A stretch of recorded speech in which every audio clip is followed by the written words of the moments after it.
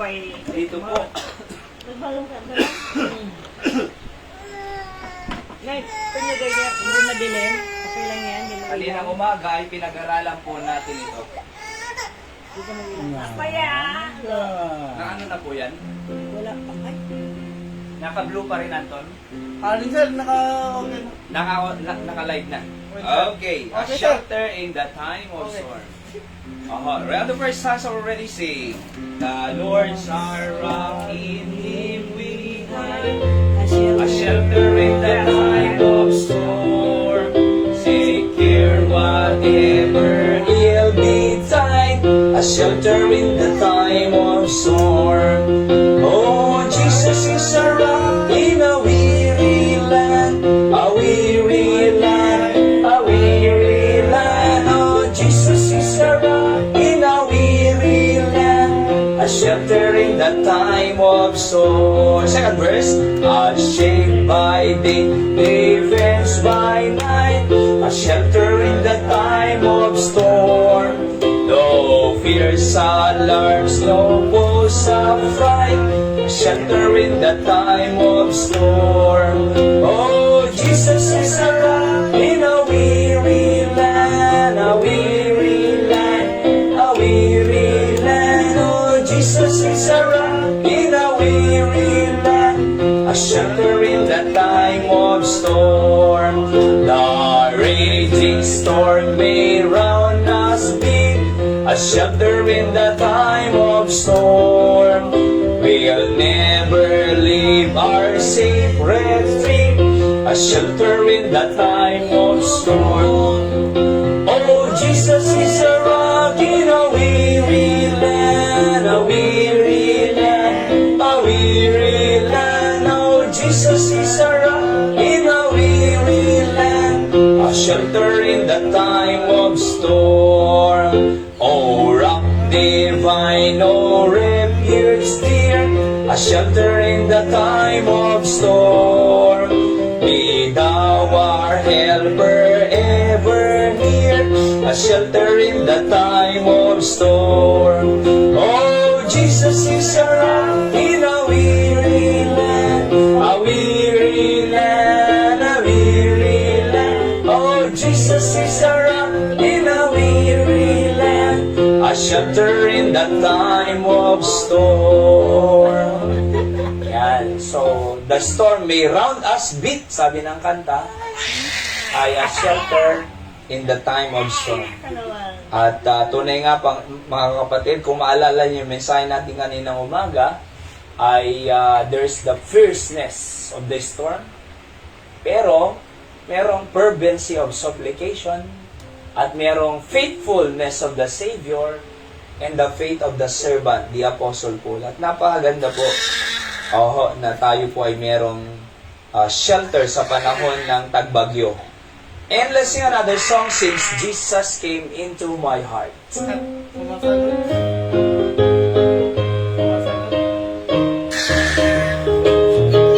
On the tune I sing, what a wonderful change in my life must be wrought since Jesus came into my heart. I have light in my soul, for which long I had sought, since Jesus came into my heart. Since Jesus came into my heart. Since Jesus came into my heart. Touch of joy on my soul, like the sea billows roll. Since Jesus came into my heart. I am ceased from my wandering and going astray. Since Jesus came into my heart. And my sins, which were many, are all passed away. Since Jesus came into my heart. Since Jesus came into my heart. Since Jesus came into my heart. Floods of joy on my soul, like the sea billows roll. Since Jesus came into my heart. I'm possessed of a hope that is steadfast and sure. Since Jesus came into my heart. Dark clouds of doubt, now my valley of sin. Since Jesus came into my heart.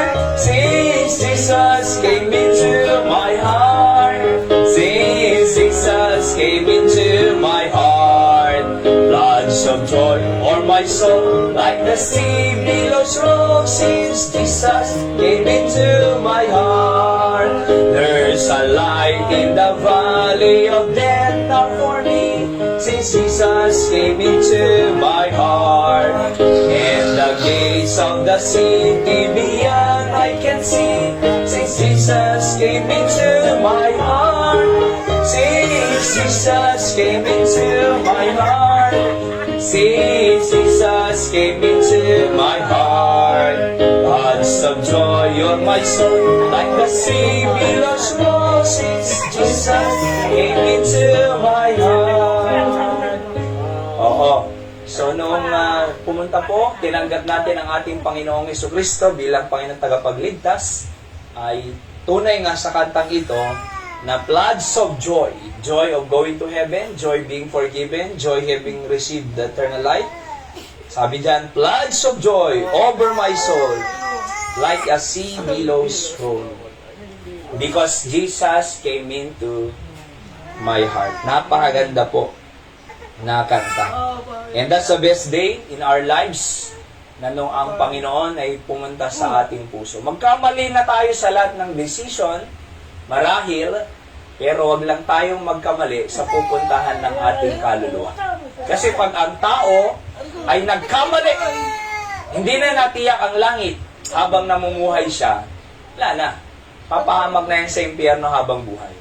Kaya mahirap magkamali, sa pupuntahan. Again, salamat sa Panginoon na nakilala natin siya bilang tagapagligtas. Hindi religion ang nagliligtas. Hindi po Baptist church o 10,000 religion and churches around the world. Hindi rin po good works. Hindi rin po religious leaders ang nagliligtas. Hindi rin po 10 utos o 7 sacraments or padasal. Ahit ilalwan pa dinatay. Awanin. Kasi habang si Bibiyag, nung inawa ng Jesus Christ, inawa ng Savior, langit. Inawa ng Savior, umuray luwalwang. Nung napan ng impyerno, may salakam pa eh. Diba? Hindi mo na pwedeng iligtas yung napunta na sa impyerno. Hindi mo na pwedeng ipanalangin yung patay na nasa impyerno na. Habang buhay ang tao, kinakailangan desisyonan nilang tanggapin si Kristo. Kaya nga nandito tayo nagsusolwini eh.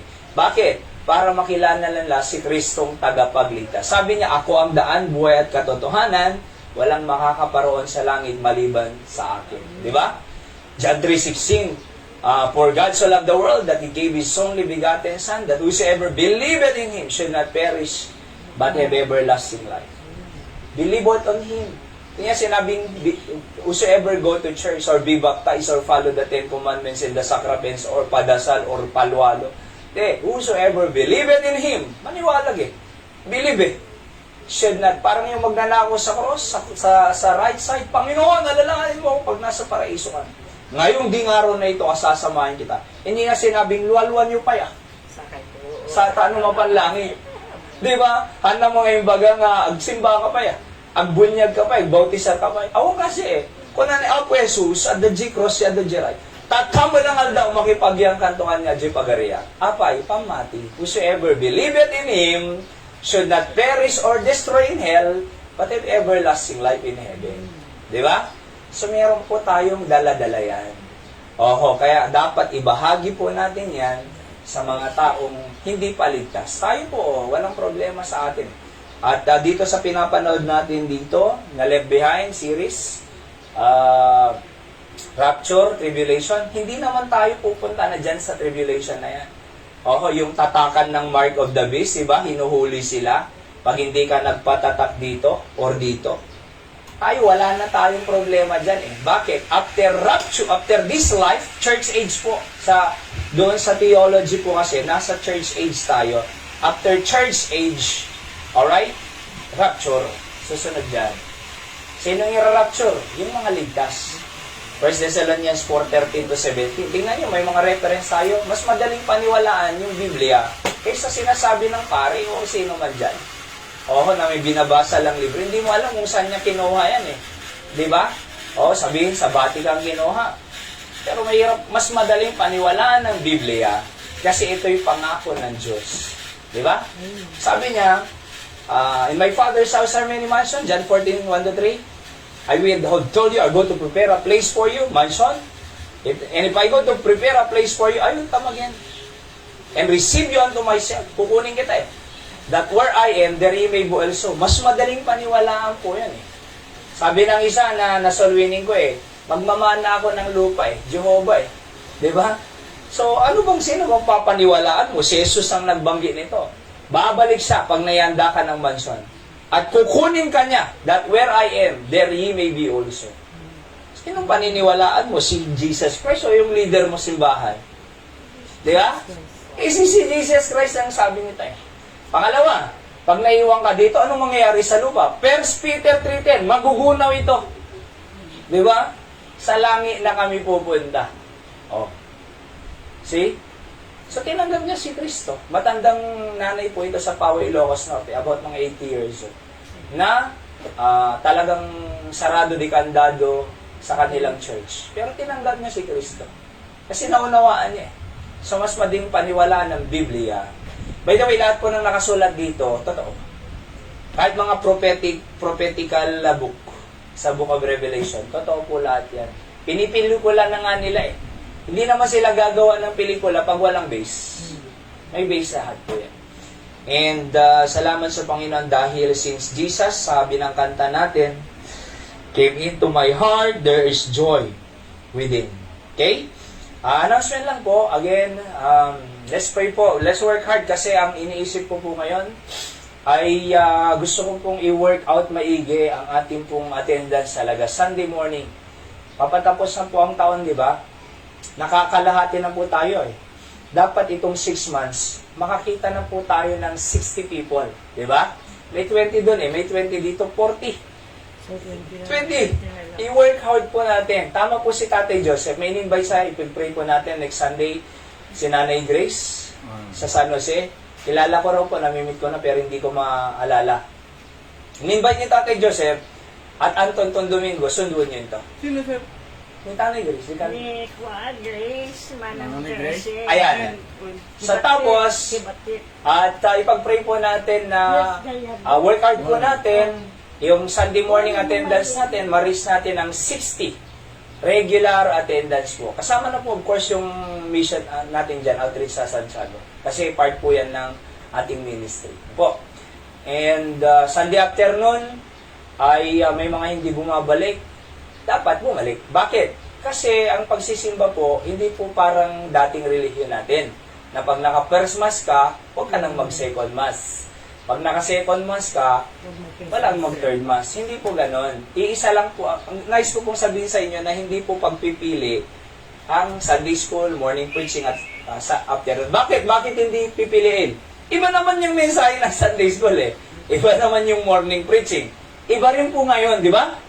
Oo. Kung pare-parehas siguro. Yung pwede. Pero hindi naman pare-parehas eh. Bakit? Iisa lang po kasi ang service natin sa maghapon. Itong Sunday afternoon, extension po kasi ito eh, ng worship. Bakit? Sabi ng Panginoon, John chapter 21, ay may simba sila, yung mga apostles, disciples, John 21. Sabi doon, at the evening, tingnan mo, gabi, bumabalik po sila at nagsisimba talaga. Alright? So, sige, hindi na. Pagsisimba po yan. Kaya pag-pray po natin na makabalik po yung mga members natin, mga kakilala dito na nagsisimba hapon. At yung Webes naman, prayer meeting.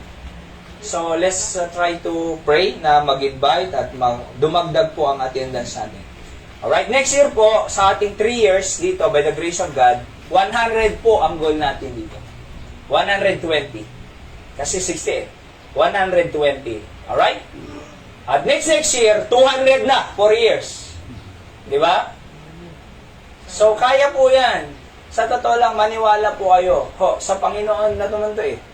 Di ba, pinag-aralan natin yung church grade from 12, 120, 3,000, 5,000, multitudes, multiplied greatly. Ganun talaga eh. So, let's pray na ang Panginoon po ay simula po ngayon, mag-invite na po tayo At ang anniversary po natin dito, most probably October 4. At let's pray na ang Diyos po ang magpala. So 100 people, we will pray na maging matagumpay, promote, invite, 100 ang goal natin, at prepare. So naka-order na po ako ng mga kalan, paglulutuan, and God's provision for that. Kasi, pakakainin po natin lahat yan eh. Di ba? So napakarami po yan. Alright? So let's pray po na ang Diyos ay mag-bless at mag-provide ng ating mga needs. At least nakaabot po tayo ng 2 years na. Di ba? Nagalisto na eh. Oo. 2 years na. Oo. At kumbaga, alam mo ang 2 years old na baby?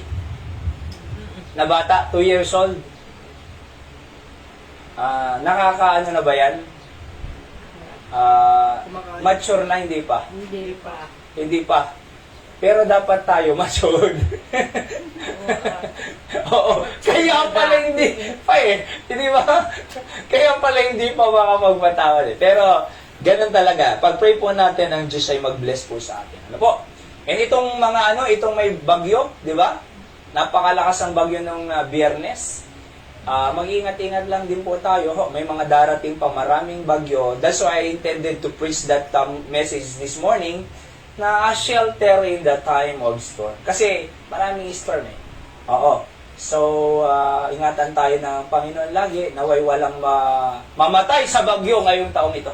Kundi patuloy tayong i-preserve ng Diyos at umaba pa ang ating buhay. Ninanalinda ni 80. Kasla 79 lang eh. Ni Nanay Linda. Di ba ni Anton? 18 oh. Kasla 19. 18. Kasla 19. Oh. Di ba? Oh. Kaya alam nyo, bibigyan pa tayo ng Panginoon by the grace of God. Mag-pray lang po tayo haba pa ang buhay. Ano po? And again, ipag-pray natin yung anniversary. Ang guest speaker natin, ang ating senior pastor, Pastor Sam Rafael. Ano po? At dito po yan sa ating kanlan. At yung mga taga-Barani, ay pupunta po sila dito to join us. I think, maaaring sa Sunday afternoon na panambahan. So, kung may isang daan sa umaga, at marami sila doon eh. Mga mahigit 30, gano'n. Oho. O ilang sasakyan last year, sila galing sa Batak. 6 na sasakyan. Kaya, ang dami eh. Di ba? So, Yung unaan, dami. oho. Kaya pag-pray po natin ng Diyos ang magpala sa preparation natin. Of course, yung mga ang ating mother church, let's pray for them, our partner in the ministry here, in our home church, our mother church. Pag-pray po natin, Pastor Sam, Ma'am Rina, at mga members, sa patuloy po silang gamitin ng Panginoon, blessan ng Panginoon, at as they are trying their best to help us na mag-grow ang gawain dito po sa Candon Bible Baptist Mission. Ganun din po, ang Ma'am Rose, Ma'am Mildred, Ma'am Estelle, ang Guillermo Sisters, kasama si Pastor Doug Giles, Douglas Giles, ang chairman ng BBC and Friends, na they are helping our ministry here. Ma'am Rewelyn Galinoto din po, good health niya, blessing, at si Nanay Perla, yung may-ari po ng bahay na binabible studyhan po natin dyan sa Santiago. Alright? Sama lagi po natin sa panalangin. At ganun din po yung sina Nanay Dora, of course, yung mga settle yung lupa nila, di ba? Tsaka yung bukol ni Tatay Jojo at ni Christopher siyempre sa kanyang employment. At ang Panginoon magpala sa kanila. Kapon, nabisita ko si Nanay Richie, binisita na ay okay mo, generally. Yung katawan niya, okay lang ang gusto, sabi niya. At ang blessing, ay nakakita ko ng katulong na hindi na nagde-day off, stay in sa kanya. So that's good, kasi imagine mo, 81 or 82 years old, di ba? Maganda may kasama po siya doon, si Nanay Richie. And ganun din, may nag-pre-request kagabi sa akin, si Manang Monet, member po sa BBC Barani sa Batak. At siya po ay isang teacher. Alright? Ma-operahan po siya sa Martes, na mako-confine bukas or Martes ang kanyang operation. Saan, Hyra? Sa sa uterus ba yun? Basta pag-pray natin, successful operation, kasi may hirap po eh ang ma-opera. So, nag-chat po siya the other day, na please pray po na kanya maging matagumpay. Kasi first time niya yan nilata to, na ma-opera. Nariga ma-opera. Sino na pong na-opera sa inyo dito? Sino pong na-opera na? Oo. 7. 7. Naikat. 7 operation. Anong 7 ay? Dito, naikat dito wag nga nagtapuso. Nag-universe na, nagpababa. Yan ito ba? Nagpalikod. Dito, palupin. Palopyan to Lagi? Nagbigas. Lagi. Ay, okay. Ado. So, narigat na opera na, na. Appendicitis. Kaya pag-pray po natin ang mga may sakit. Of course, si Nanay Chrissy ay August ang kanyang next laboratory dyan na maging okay po ang lahat. Nawa, nag-improve. At least man lang, di ba? Nag-improve. At least yung BP niya kanina ay okay. Oo. So, nagpa-BP kayo ni Hyra. Mabali nag-BP. At the BP tayo doy, ginatang. Oho. Binili po natin yan, yung tinatawag na manual BP. So, pwede po kayo magpa-BP kay Hyra at makikita po kung high blood kayo or low blood at ganon. Okay? So, pwede po yan. Ni Anton na pa nagpailot tatay, ito yung San Jose. Alright, ganyan kasi naawa ako ganyan, no? Kasi nagtatrabaho po siya kay Kuya Nino, yung nagbubuhat. Ganyan, no? Akalain mo yan. So, pagdating niya po kanina, okay ko na, grabe, ayos, no? Nailot lang pala, eh. Ayan. So, let's pray for one another na patuloy tayong gamitin ng Panginoon. Dan din si Nanay Emmy, nahihilo-hilo rin siya, si Nanay Linda, or si Tatay Joseph na maging malakas pa siya. At patuloy na i-bless ang ating Panginoon, no? And, ni si Seb, okay naman na po yung ubo niya, wala na eh. Pneumonia, sabi ng doktor, nag-antibiotic, 7 days, okay naman na. By the grace of God. So God is listening to our prayers. Kahit si Zek, may sipon yan, pinag-pray din natin, okay na siya. So kami na lang ni Hyra dito eh. Pero hindi pinapayagan ng Panginoon kasi wala namang ibang magpipreach dito na mawala. Hindi ako makapagsalita. Okay? So let's go to our message now sapagkat po ay dumidilim na. Oo. Sa diretsyon na po tayo sa ating mensahe ngayong hapon. Bago pa tayo abutan ng malakas na ulan or ano man. Okay? So, last part na po ito, I think, ng ating lesson about ministry and family relationship, mga kapatid. At diretsyon na po tayo dito sa saan na yun? Wait lang.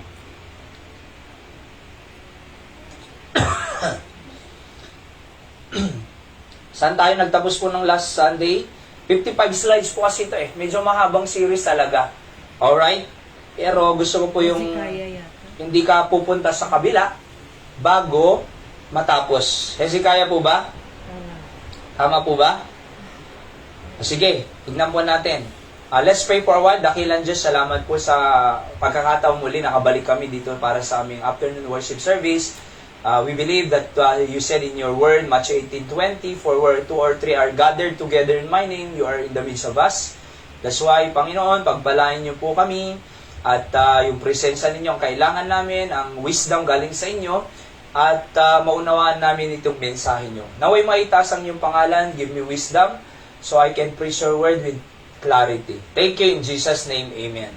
So, again, ang ating pinag-uusapan po na ngayon ay itong the ministry will, ano yung number 1? Build your family. Ano yung number 2? Your ministry will so itong number 3, the ministry will bless. Ay yung number 1 pala, the ministry will help your family to bring to the original design of God. So bring, number 2, build, patitibayin. Ng ministry, I'm talking about the church ministry here in Candon. Patitibayin ang yan. Patitibayin ang pamilya po natin. Build, bring and build. Number 3 po, bless naman. The ministry will bless your family without sorrow. Kaya makita natin yan sa buhay ni Job. Pinag-aralan natin sa buhay ni Abraham. Alright, mayaman pong itong mga to. Bakit? Akalain mo yan, 14,000 sheep. Napakaraki. Blessed by God. Abraham, Moses, Joseph, Joshua, David, and Hezekiah. Tama po? Hezekiah. Bakit? Tingnan nyo Hezekiah, 2 Chronicles 32:26-20 now, notwithstanding Hezekiah humbled himself for the pride of his heart. Nagpakumbaba lang po si Hezekiah. Both he and the inhabitants of Jerusalem, so that the wrath of the Lord came not upon them in the days of Hezekiah. And sabi ng Bible, and Hezekiah had exceeding much riches and honor. Tingnan niyo po. Riches and honor. Pinagpala. Kasi nagpakumbaba si Hezekiah sa Panginoon. Ang talagang mapagmataas naman, hindi naman pagpapalain. Lagay niyo po yung mayabang pagpapalain. Hindi. God resisted the proud, the Bible says, and giveth grace to the humble. James chapter 4. Diba? So, ibabagsak ng Diyos ang mapagmataas at iaangat niya yung mapagpakumbaba. Ganyan po ang ginigay ni Hezekiah. Tingnan nyo including his the healing of his body, nasabi ng Panginoon, mamamatay ka na. Verse number 1. In those days was Hezekiah sick unto death, and the prophet Isaiah, the son of Amos, came to him and said unto him, Thus saith the Lord, set thine house in order, for thou shalt die and not live. Mamamatay ka na, sabi ni Isaiah. Alam niyo ang ginawa ni Hezekiah? Verse 2, Then he turned his face to the wall and prayed to the Lord. Nanalangin siya. At ang ipinanalangin niya, verse 3, I beseech thee, O Lord, remember now how I have walked before thee in truth and with a perfect heart, and have done that which is good in thy sight. And Hezekiah wept. Panginoon, nag-walk ako sa katotohanan Di ba? Sumunod ako sa iyo, Panginoon. Naglingkod ako ng tapat sa iyo. Maayos ang relasyon ko sa iyo. Huwag naman muna ngayon.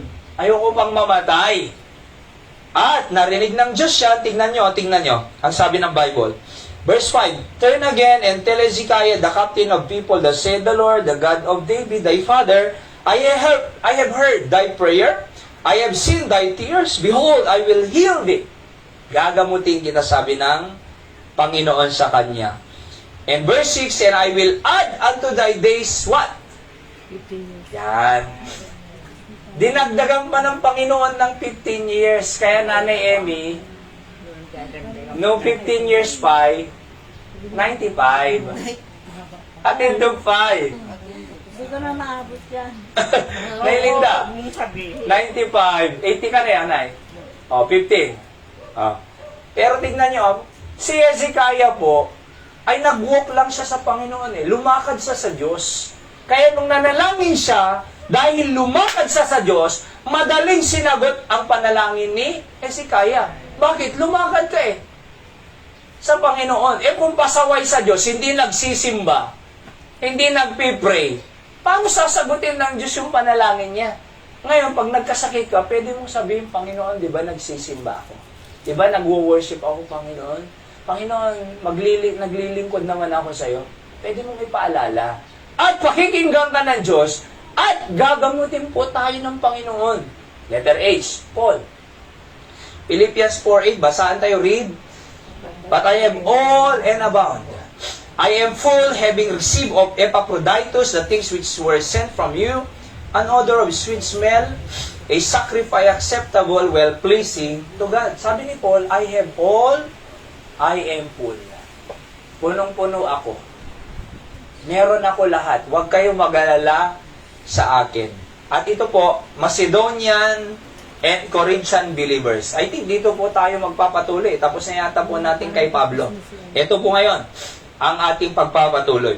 Macedonian and Corinthian believer. Tingnan niyo po again, ang ating point sa number 3 ay ministry will bless your family.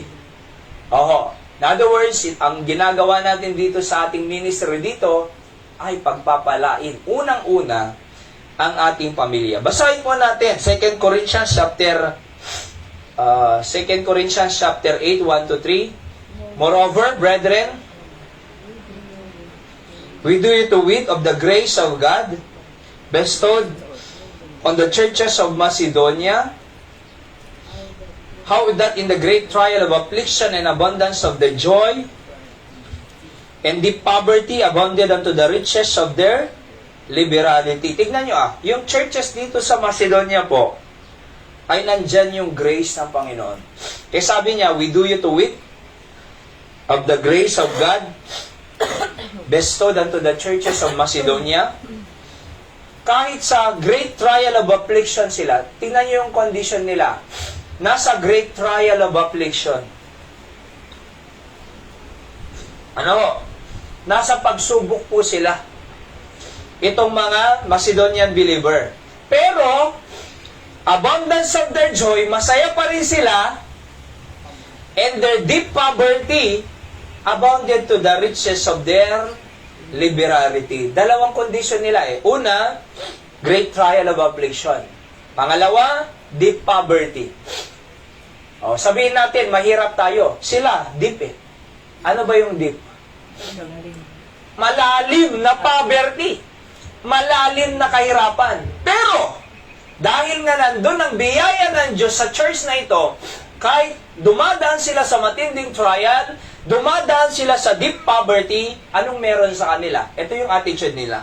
Abundance of their joy.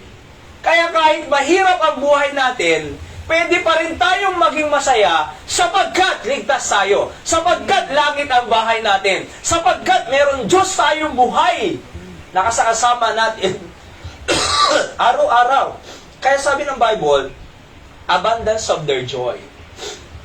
Ano pang pangalawang attitude nila? Abounded unto the riches of their liberality. Ano yung liberality? Mapagbigay. Hindi mas madamot. Hindi po imot. Hanga selfish, hanga greedy. No diket di, mapagbigay. Yan po ang gusto kong i-practice eh. Pinapractice ko na po years ago, talagang pinapractice ko pong mas gusto kong magbigay kaysa tumanggap. Alright? Hindi ko naman sinasabing ayaw ko lang tumanggap. Pero mas gusto kong, mas pinagpala kasi yung nagbigay. Tingnan nyo sinong mas pinagpala? Yung nanlilibre o nalilibre? Nanlilibre. Sino mas pinagpala? Yung nagsasakay o yung sinasakay? Yung nagsasakay. Kasi siyang may sasakyan na nagsasakay, di ba? Oho. Kaya nga, sabi ng Bible, it is more blessed to give than to receive. So, mas maganda yung nagbibigay ka kasi nakakapagbigay ka eh. Eh kaya kung hindi siya makapagbigay, wala. Di ba?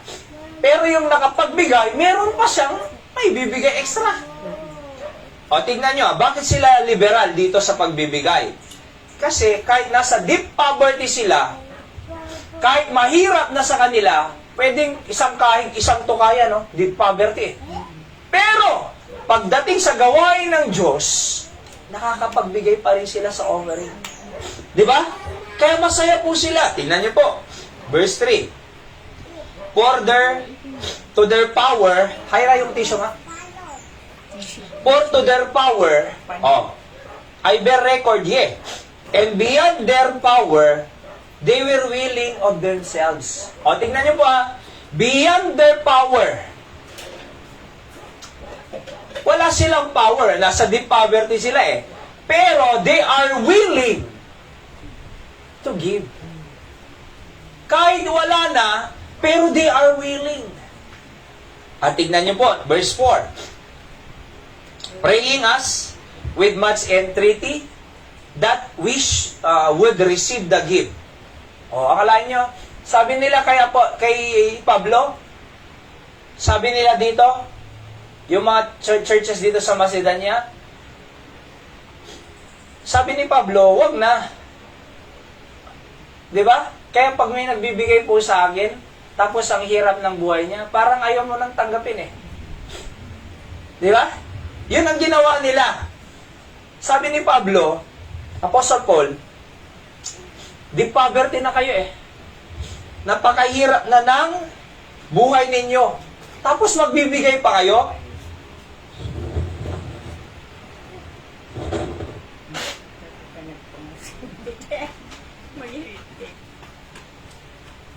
Ngayon pa umatake eh. Kanina sana, nagkakape tayo. Oo, walang atake. Sana sinabi mo. Di ba? Tingnan niyo po, ito. So sabi ni Pablo sa kanila, huwag na kayong magbigay. Bakit? Ang hirap ninyo eh, deep poverty. Anong sabi niya?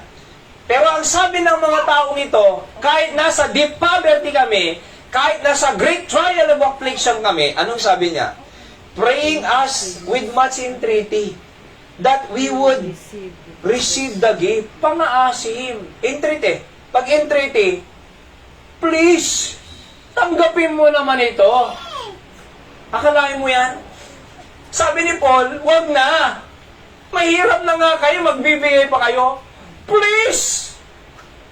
Tanggapin mo, Paul.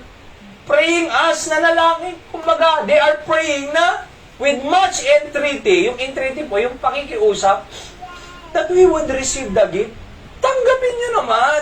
O, tignan nyo po and take upon us the fellowship of the ministering of the saints. In other words, yung ibibigay nila sa gawain ng Panginoon para may involvement kami sa pagmi-minister ng saints.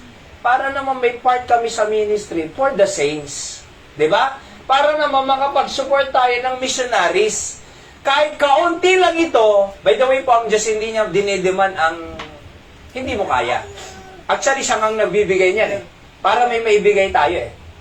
Kasi kung walang ibibigay ang Diyos, wala kang maibibigay. Di ba? Wala eh. Pero ang Diyos ang mag-provide ng ibibigay natin para maging kabahagi tayo, sabi ng Bible, to the ministering of the saints. Para may maibigay sa mission, para makapag-outreach tayo ng tao, para may maipakain dito sa mga taong ito, di ba? Yung mga, by the way, yung mga bata po dyan, ay meron po silang simple snack dyan. Siyempre, bata po di ba? So, kahit man lang makapag-minister sa saints, sabi nila, po, tanggapin mo ito. Verse 5. And this they did, not as we hope, but first gave their own selves to the Lord. And unto us by the will of God. Ano ang binigay nilang una? Hindi yung pera eh. Anong unang binigay nila? Themselves. Tama ba yan? They first gave their own self to the Lord. Oho, yung buhay nila, surrender sa Panginoon. Walang reservation. Alright? Tandaan niyo po, niligtas tayo ng Diyos sa impyerno, pagmamay-ari tayo ng Diyos, sabi ng Biblia. Anak na tayo ng Diyos, at binili tayo ng dugo ni Kristo, kaya pagmamay-ari niya tayo. Ngayon, isurrender natin sa Panginoon kung ano ang kalooban ng Diyos without reservation. Panginoon, kung anong gusto mo, habang ako'y malakas pa, habang ako'y nabubuhay pa, habang ako'y binibigyan nyo ng biyaya, gagawin ko po yung gusto ninyo. So they gave themselves to the Lord, and unto us by the will of God.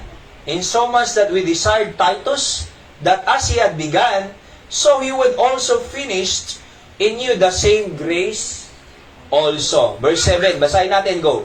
Therefore, as ye abound in everything, in faith, and utterance, and knowledge, and in all diligence, and in your love to us, see that ye abound in this grace also.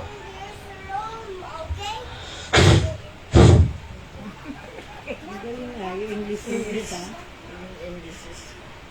is spoken. Okay, so tingnan niyo po ito Sabi ni Apostle Paul, ye abound in everything, in faith, mataas na ang pananampalataya ninyo, utterance, magaling na kayong magsalita, in knowledge, marami na kayong information, in all diligence, masipag na kayo sa ministry, may ginagawa na kayo, and in your love to us, minamahal nyo na kami. Pero sabi niya, see that ye abound in this grace also. Ano yun? Yung pagbibigay sa gawain ng Panginoon. Ano po? Kahit ako pa, nagbibigay din eh. Alright? So, kahit ako po, ay nagbibigay. Pastor nagbibigay. Hindi yung exempted ako. Sa iba, exempted daw eh. Di ba? Hindi. Parehas tayong anak ng Diyos, Kristiyano na tinatawag, susunod din ako sa command ng Panginoon. Sa katunayan, dapat ang pastor ang example sa lahat ng nangyayari sa church. Di ba? So, I give. Sabi ng verse 8, read, I speak not by commandments or commandment, but by occasion of the forwardness to others. Hindi naman utos eh. Ito. Alright? So, ang pagbibigay, hindi naman utos. para yung napipilitan ka. Kundi, occasion of the forwardness of others sa pangangailangan ng iba rin eh. Kaya nga yung mga nagbibigay sa yung mga charities, tsaka yung mga non-profit organization, ang tawag sa kanila ay philanthropist kung hindi ako nagkakamali, mas pinagpapala pa sila. Parang si Nanay Dora, ang sabi niya noon, meron siyang pinakain na bata ata yun, na worth 500 pesos. May pinakain ako, sabi niya eh. Alam mo ang bumalik, sabi niya, 12,000. Magkano ang ibinigay ni Nanay Dora? 500. Magkano ang bumalik? 12,000 na kung nanonood ka kung hindi ako nagkakamali sa kwentuhan natin noon. Mas marami! Di ba? Sa katunayan po, totoo po yan. Oho, kahit ako sa pagbibigay ko po dyan ng 80% of my allowance, alright? Nandyan sa offering dyan, nagugulat na lang ako eh. May nagbibigay eh. Di ba? May nagbibigay. Katulad nung pagpunta namin sa Tayog, may nag-abot 2,000. Oho. Hintay ko kanya mga Hyra. So, dyan, tithes offering, dapat meron. So, akala kayo mo may magbibigay. Di ba? So, napakaganda. Tapos may nag-abot pang iba. 1,500. Nagugulat din po ako eh. Di ba? Nung the other day po, unexpected, may nag-send sa GCash po, ay sa Palawan, 5,000. Di ba? $100 may nagbigay. Nagugulat ako eh. Alam niyo kung bakit? Kasi it is more blessed to give than to receive. Sa katunayan, sinabi ko na, nahihiya po ako, wag po. Pero sabi nila, paano kami pagpapalain kung hindi mo tatanggapin, Pastor? Di ba? Paano kami pagpapalain? Tanggapin mo! Kasi gusto namin pagpalain din kami, sabi nila. May prinsipyo sa Biblia eh. Katulad ni Paul, di ba? O, tingnan nyo, not by commandment, but by occasion of the forwarders to others. Para sa iba po yan, na nangangailangan. And to prove the sincerity of your love. Pagpapatunay na mahal natin ang Diyos through our giving din. Tingnan nyo 9. For you know the grace of our Lord Jesus Christ, that though He was rich. Tingnan nyo kung gaano nagbigay ang Panginoon mayaman ang Diyos, tama? Sa Kanya ang langit, tama? Sa Kanya rin ang lupa. Lahat, di ba? Alright? The earth is the Lord's and the fullness thereof. So, napakayaman ng Diyos. Tingnan nyo ang ginawa niya. Sabi ng Bible, though He was rich, yet for your sake, para sa ating tao, He became what? Poor. Mayaman siya. Pero naging tao, naging poor. Saan siya pinanganak? Sabsaban eh. Mayaman ba yon? Dapat kung mayaman siya, doon sa magandang lugar siya pinanganak. Sabsaban na eh. Mayaman? Hindi. So from richness of being God, naging tao. Ngayon, He became poor. That he through His poverty might be rich. Para siya ay naging mahirap, kayo naman ay magiging mayaman. Halain mo po yan? So yung richness ng Diyos, naging poor siya para tayo ay yumaman. Aba, napakaganda. Anong example nito? Generosity. Pag-ibig sa Panginoon, sa gawain niya, sa tao, para sa tao. Generosity. Alam niyo yung Tayog, yung host namin, sa katunayan, 101 pastors, nagbigay po sila ng tigpa 500 sa amin. Meron pang mga delata. Di ba? May delata. Meron pang hindi, ano yun, Era? May t-shirt. Meron pang towel. Na tuwalya. Akalain mo, ang dami namin. Di ba? May ukay-ukay pa nakabinipit pa siya ito na nakita mi nga may isang adakkel eh. Isang neta susudan na rin, nagapudjay. Di ba? So, akalain mo nakapaka-generous. Pero alam niyo po, napaka-blessed po ang ministry nila. Yung lupain lang po nila napakaluwang. May 1 hectare ba yun? Kaya, ang luwag sa grabe. May dalawang basketballan sila, may church, ng lawak ng parking nila. Grabe. Siguro hindi lang 50 ang sasakyan yung nagparking doon sa kanila. Napakarami. 300 ang delegates, 101 ang pastors. Pero ang dami nilang ibinigay sa tao. Bottomless coffee pa. Taumang mga kape. Di ba? May merienda pa. May pagkain. Alain mo yan? Pero, yung binigay nilang ganyan, doble ang ibabalik ng Panginoon sa kanila. Totoo po yan eh. Si Pastor Choi, Bunyog ang guest speaker doon. Doon po ako nag-preach noon, di ba? Saturday tayo dyan sa San Jose noon. Tapos in-invite niya ako ng February dahil sa mission emphasis nila. Oh, so nagbigay siya ng 6,000. 1 year support nyo yan. Sabi niya, tama Ira? O, di gatang mititila dadoy. Di kita tugtugaw dadumapay. See? Akalaan nyo po yan. Oho. So, nagbibigay sila. Nung December youth camp, o Romy, 32nd year na, itid ko man eh. Oh. Di ba? So, nagbibigay sila sa mission. Kaya nga, nakabili tayo ng mga pangangailangan natin dito kasi there are someone who willing to give. Di ba? At pinagpapala sila super. Napakarami. Oo. Sabi niya sa akin, Romy, may katoy, aman sa isa sa sakam. Kasi basta, ay padas naman dito, binigyan ako ng sapatos. Noon po yan. Di ba? So, napintas nga leather shoes na brown. Oho, pero tignan nyo nakita ko na mas marami na namang blessing siya. Hindi nauubusan ng nagbibigay po eh. Sa katunayan po, ako, hindi ako mag-decrease ng giving ko eh. 80% yan. Pero pag may mga nare-receive ako, gusto kong dagdagan pa. Bakit? Talagang pagpapala ng Panginoon. Tignan nyo to tignan nyo. Verse 8 to 12, and herein, I give my advice. Ito ngayon ang advice ko, sabi ni Paul. For this is expedient for you. Mas maganda para sa inyo. Yun po ang ibig sabihin ng expedient. Who had begun before, not only to do, but also to be forward year ago. Now therefore, perform the doing of it. Gawin nyo, sabi niya. That as there was readiness will, yung readiness, handa ka, so there may be performance also out of that which ye have. For if there be first willing mind, it is accepted according to that a man had, and not according to that he had not. Diba? Kung ano lang meron ka, sabi niya, according to that a man had, or have, not according to that he had not. Kung ano lang ang meron ka, sabi ko nga, kung ako, wala akong may bibigay po, magkano ang giving ko last year, Ira?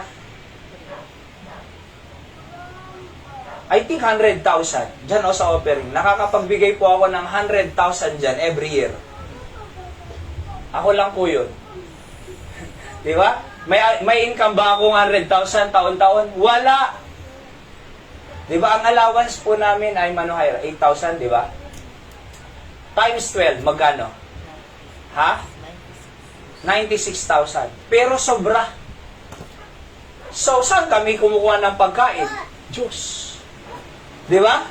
Ang Diyos ang nagpapakain sa amin. Kasi, kung nakakapagbigay ako ng 100,000 dito, tapos 96,000 lang ang allowance ko, saan kami kumakain? Sabi ng Panginoon, yung mga maya nga bili tulong kumakain! Ikaw pa kaya? Kayo pang mga anak ko? Ganun po.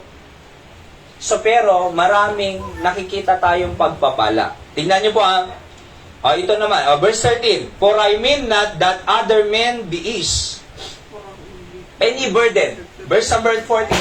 Basahin mo natin, go. But, by an equality. Para ano? Merong equality. Di ba? Para merong pangangailangan ng bawat isa. Tingnan nyo. That now, at this time, your abundance may be supplied for their want, that their abundance may be a supply for your want, that there may be equality, para may pantay-pantay. May pangangailangan.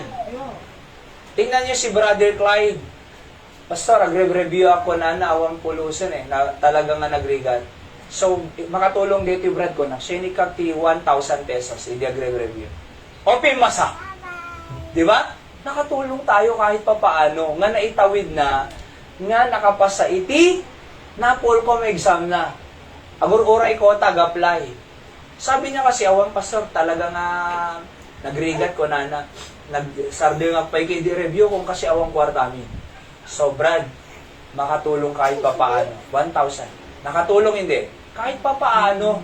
Di ba? Thank you, pastor. Ako hindi. So, yan po, verse 14. But by an equality, that now at the time your abundance may be supplied for their want, that their abundance also may be supplied for your want, that there may be equality. As it written, he that had gathered much had nothing over, and he that had gathered little had no lack. Diba? So kung anong kakayanan ko, ibigay ko. Kung anong kakayahan mo, ibigay mo para makaabot sa ibang mga tao. Yan po ang ginagawa natin. Lahat po ng offering po natin dito ay accounted po lahat yan. Nasa gawain po ng Panginoon lahat yan. Kaya nga tayo nakabili ng tricycle Meron ba tayong ganyan kung walang nagbigay? May TV ba tayo kung walang nagbigay? Meron ba tayong 8 electric fan kung walang nagbigay? Zero po ito. Na dumating po kami dito, wala kahit isa. Di ba? Pero unti-unti. Meron ba tayong piano kung walang nagbigay? Meron ba tayong speaker kung walang nagbigay? Di ba? Piano, bigay ni Nanay Dora. Speaker, bigay ni Tatay Jojo. Meron ba tayong sasakyan na ganyan kung hindi binigay ng ating Mother Church sa Barani, Batak? So may nagbigay. Pinagpapala sila doble, mga kapatid. Ngayon, sa lahat ng ibinibigay din po natin, ay nagagamit sa gawain ng Panginoon. Di nagpapala. Di ba? At sasabihin ko po sa inyo, mas pagpapalain pa po tayo lalo. Alright? 2 Corinthians 9, 6-8. Basahin nga po natin. Ready, read.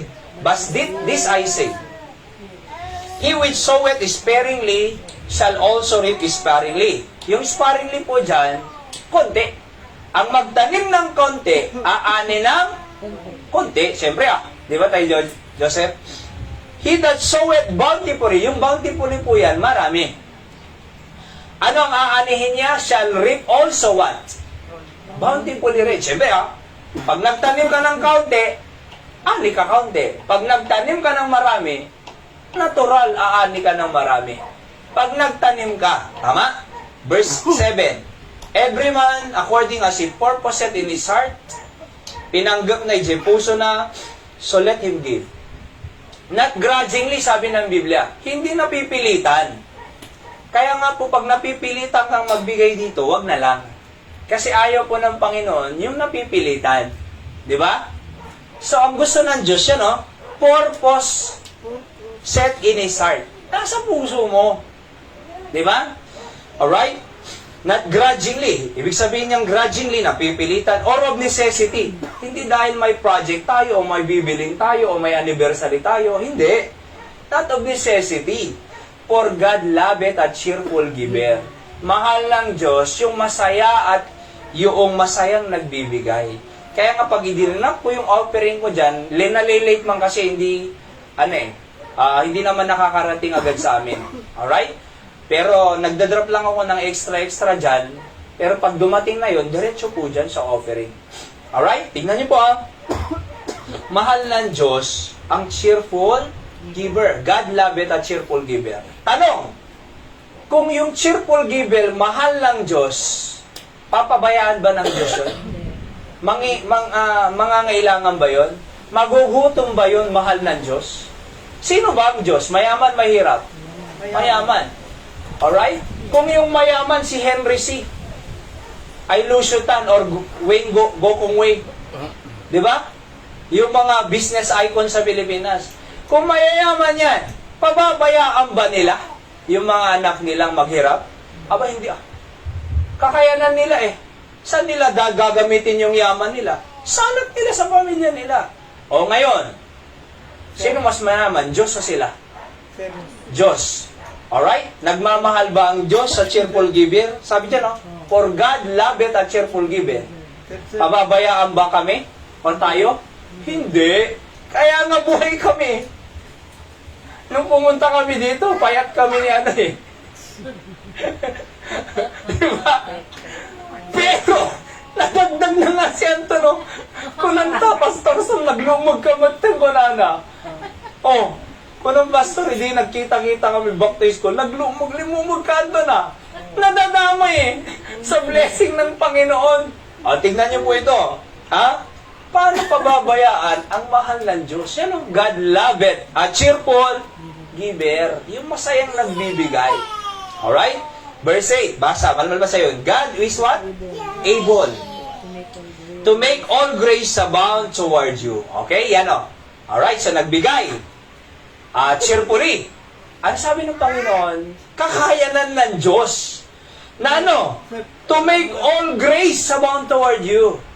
Lahat ng biyayang kailangan mo, toward you eh. Kakayanan ng Diyos na i-provide. That ye, always having all sufficiency. Ano yung all sufficiency? Lahat. Kailan niya ibibigay yung all sufficiency? Always. Ayun o, basahin nga natin ulit. Always having all sufficiency in all things. Hindi lang pagkain. Hindi lang gasol. Hindi lang rice. All things. Kahit pa yung mga kailangan mo dyan, na radyo or TV or piano, all things eh. God is able. Tingnan nyo abound to every, that ye may abound to every good work, para makagawa kayo ng good work. Kaya pag nagbigay ang Diyos sa atin dito, mga kapatid, dapat for the good work yan ng ministry. Hindi para sa amin po. Hindi po. Di ba? Sabi ko nga, kahit kami nagsasacrifice na ibigay sa gawain ng Panginoon. Di ba? Yung allowance ko po, lampas pa sa ibinigay ko. Di ba? O, having all sufficient naman ang Panginoon. Kailan daw? Always. O, tingnan nyo ito Kung always having all sufficiency, kawawa ba? Araw-araw yan? Hindi. Always eh. Always sufficient. Always sufficient. Kawawa? Walang kawawa.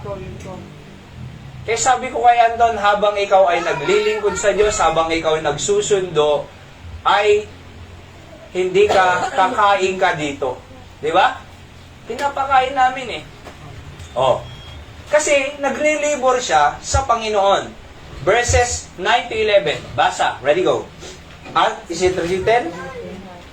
He hath dispersed abroad. He hath given to the poor. His righteousness remaineth forever. Now, he that ministereth seed to the sower, both minister bread for your food, and multiply your seed sown, and increase the fruits of your righteousness, being enriched in everything to all bountifulness, which causeth through us thanksgiving to God. Verse 10. Tingnan niyo po. Now he that ministered. Sino yung ministered na yan? Diyos. Seed. To the sower. Sino yung sower na yan? Tayo. Di ba? Ang ministered, Diyos. Ang sower, tayo. Na nagtatanim. Okay? Anong binibigay ng Diyos sa sower? Both minister bread for your food. At ano? And multiply your seed sown, and increase the fruits of your righteousness. So ang Diyos, ministered, binibigay niya sa sower, tayo, dalawa. Ano yung binibigay niya? Seed at food. Seed at food. Okay. May pera tayong natanggap. Kasi sower eh. Pag nag-ani ang sower, nakatanggap siya ng ani niya, kakainin niya ba lahat Hindi. ng inani niya? Ibebenta niya ba lahat ang inaani niya? Wala na siyang itatanim So ang gagawin ng wise farmer, tay Joseph, magtatabi siya ng Bini. binhi. Hindi niya ibebenta lahat. Hindi niya kakainin lahat. Magtatabi siya ng binhi. Para saan yung binhi? Tanim ulit. Para itanim niya at mag-multiply your seed sown, the Bible says, and increase your fruits. Oh. So, ibig sabihin po, pag may tinanggap man tayong bagay o pera, may seed dyan. Di ba? Hindi mo ikakain lahat yung pera.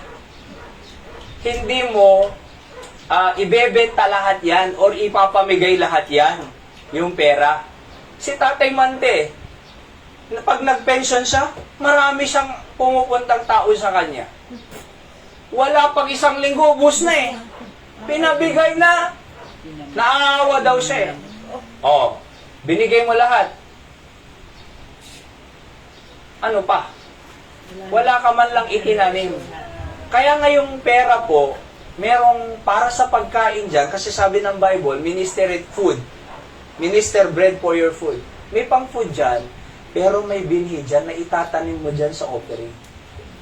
Para, sabi ng Bible, pag nagtanim ka ng kaunti, sparingly, sow sparingly, or reap sparingly. Pag nagtanim ka ng bountifully, magre-reap ka bountifully. Alright? Bago kami kinasal ni Hyra, nakapagbigay po ulit ako ng 100,000 dyan sa offering. Yan po ang minimum ko every year eh. Every year, I give 100,000 dyan. Hopefully in the future, I can give million dyan. Di ba? Si Pastor Benny, 36 million every year. May bibigay niya. Di ba? Sa offering. So ako, I'm dreaming in the future, I can give God, His ministry, 1 million every year. In the future. It can be done. Hindi naman ako nagdi-deserve na magkapakayaman-yaman eh. Hindi na. Okay na akong may pagkain. Okay na akong may tulugan na tirahan. Or okay na ako dyan. Yung sobra, sa mga pangangailangan ko, sa gawain ng Panginoon na lang. Alright? Inot-inot. Ilinggana nga may ma-reach ko dita 1 million in the future for God. Di ba? Papabayaan ba ako ng Panginoon? Hindi po. Oo. So, nagbigay ako dyan ng 100,000. Anong sukli ng Panginoon sa akin? Nagkasar kami kina Hyra. Mano, Vitor, may Vitor 89? Vitor yung binibigay, tay? Vitor?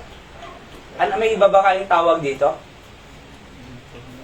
Vitor mo lang? O yan, Vitor kakinawatan tay, Vitor. Yung binibigay ko pagka, ba may mga ninong at ninang? Tsaka yung mga tao, may binibigay silang mga sobre ganon. Ganon din po sa inyo, hindi? Pag kinakasal, Isasabi. ay sasabihin. Iba po talaga. May pagkakaiba. Ngayon, nagbigay sila eh. Alam niyo po, binilang namin doon sa honeymoon night ba yun? Binilang namin na eh. Siyempre mahigit 100,000 kay Joseph. Magkano ibinigay ko? 100,000. Magkano ibinalik ng Diyos? Mahigit sa binigay ko. Hindi lang yun. Sabi ng tita ni Hyra, may regalo kayo sa akin. Trip to Coron, Palawan. 3 days, 4 days or 3 days? And then honeymoon. 3 days, 4 nights. Pang-honeymoon ninyo. Tour package, magkano? 54,000 na tour package. Di ba? So, lumipad kami, Coron, Palawan. Nagmaya? Oho. Ay, mga hotel lang. O, tingnan nyo ito Jinted ko, sobra tinted ni Apo Diyos. Hala ka diyay. Tinted pa ni Apo Diyos, Seb-Seb, na ianak ni Seb-Seb. Di ba nakalay? Sa kawanti, wala na akong pag-asang makapagpamilya eh. Yung buhay ko noon, walang ka-dire-direction. Masama. Panay sigarilyo ang arak, barkada, kinaluko.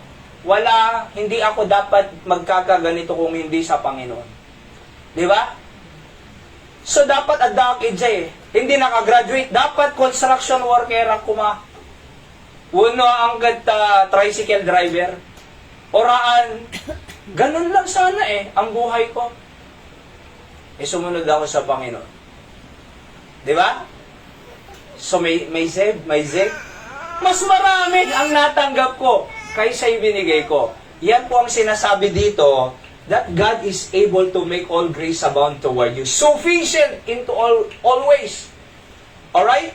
At yung tinatanggap ko, merong bread dyan, at merong bibili ko, halimbawa, may natanggap akong pera, ibibili ko ng pagkain namin.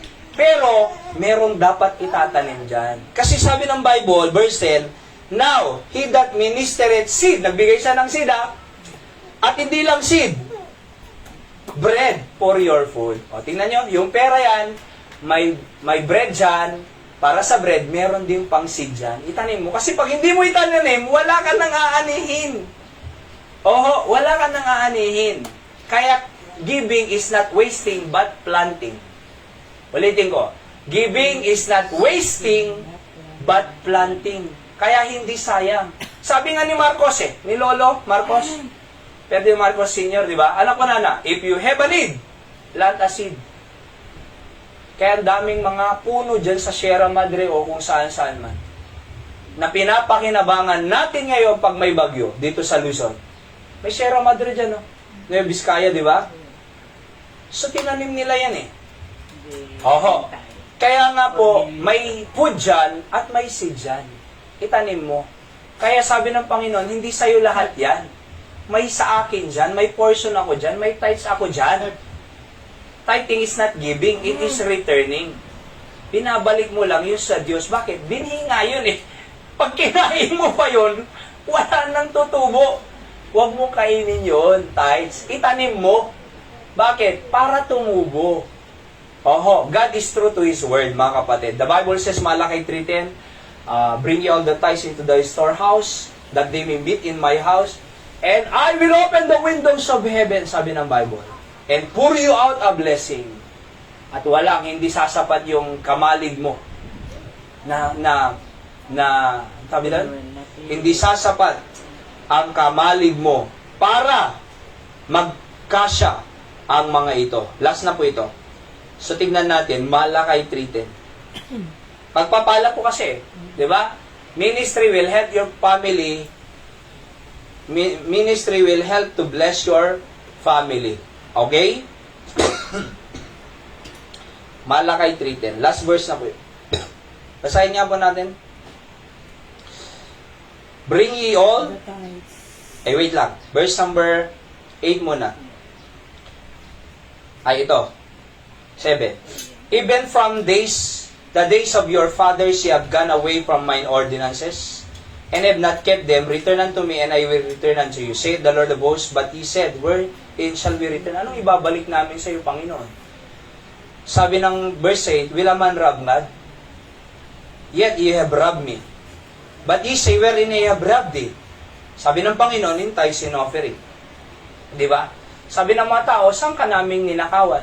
Ang rob po ay pagkuha sa presensya ng tao. Halimbawa, ang stealing iba kasi. Yung stealing, wala yung tao, ninakawan mo. Yung robbing, nandyan siya, pero kinuha mo. Tawag doon robbing. Ang Diyos, nakikita niya naman, presensya niya, nasaan man, di ba? Kaya sabi ng Panginoon, rob ang ginamit niya. Kasi nandito ako kinuha mo So, sabi ng Bible, ye have robbed me. Sabi ng mga tao, where ye have robbed me? Wherein ye have robbed thee? In tithes and offering, sabi ng Panginoon. Kaya nga, because you robbed me, ninakawan niyo ako, sabi ng verse 9, oho, ye have cursed with a curse. Sumpanak, sinong papa? Double jeopardy. Di ba? For ye have robbed me, even this whole nation. Para mawala yung curse na yan, bring ye all the tithes into the storehouse. Church po yan, dito ngayon, New Testament. That there may be meat in mine house, para may kakainin ang mga manggagawa ng Panginoon o mga pangangailangan sa kanyang church. That prove me now herewith, saith the Lord of hosts. Patunayan nyo ako ngayon. You prove me now.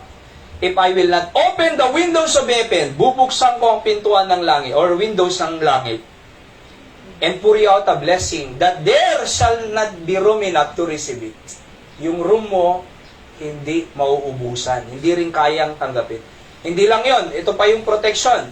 I will rebuke the devourer for your sake. Kung may mag-take advantage sa'yo, mangi-scam sa'yo, sisira ng pananim mo ng mga pesticide, i-review ko sila, sabi ng Panginoon. And shall not destroy the fruits of your ground? Hindi. Hindi. Masisira ang mga tinanim mo, neither shall your vine cast her fruit before the time of in the field, saith the Lord of hosts. Verse 12, and all nations shall call you blessed. O, tingnan nyo, pagpapala. Ye shall be a delightsome land. Katuwa-tuwa kayo na lupain, saith the Lord of hosts. Kaya alam niyo, sabi ko nga, meron pong portion dyan na seed. May pang-food dyan, may pang-seed. Siguro uray dyan na tatay Joseph, Adamataya. Agop offering kayo mo dyan church, oh. Portion na kasay. So, taano i-bless na tayo ni Apo Diyos?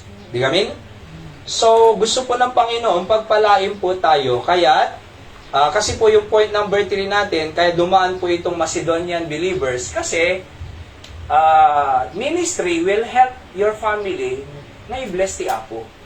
So, ano yung ginawa nila ng Macedonian believers? Kaya sila pinagpala. They give. Nagbigay sa gawain ng Panginoon, kaya po sila sufficient in all things. Next na po ito. Last na pong point ito sa katunayan. Mahaba po, di ba? Series of messages po kasi. Next Sunday po, huli na po ito. The ministry must be the bonding of your family. Bonding po. Anong ibig sabihin? Dapat ang pinag-uusapan nyo, ministry, church, panalangin, di ba? Prinsipyo, para maging maayos ang ating pamilya. Let's pray. Dakilang Diyos, salamat sa inyong salita na amin pong pinag-aralan ngayong gabi. Tunay nga, Panginoon, na mahal nyo ang cheerful giver. Tunay nga, Panginoon, na you can make all grace abound toward us. Tapnutigas sa always having all sufficiency. Nagmayat. Iso nga di gito'y Macedonian believers, O Diyos, they have in deep poverty, they are in deep poverty, great trial of affliction, pero uray pa nga di ayaw nang tanggapin ni Paul ang kanilang offering dahil nga sa malalim nga na poverty sila, pero sabi ng mga believer, pag-iusap naman Paul, tanggapin mo. So raming pagpalain kami ng Panginoon.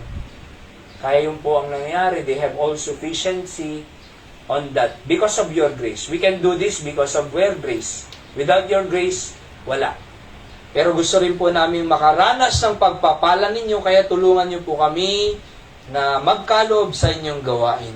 Just like the believer here in Macedonian, because you said, Panginoon, na gusto niyo po kaming pagpalain. The ministry will bless our family. Thank you. Ikaw po ang mag-bless sa amin. In Jesus' name, amen. Let's pray po na pagpalain po tayo ng Panginoon. Bow your heads. Close your eyes, talk to God. And Panginoon, sabi mo, pagpalain niyo po ako. Panginoon, biyayaan niyo po ako. Including my whole family. At nakikita natin ang talagang galaw ng Panginoon sa atin po.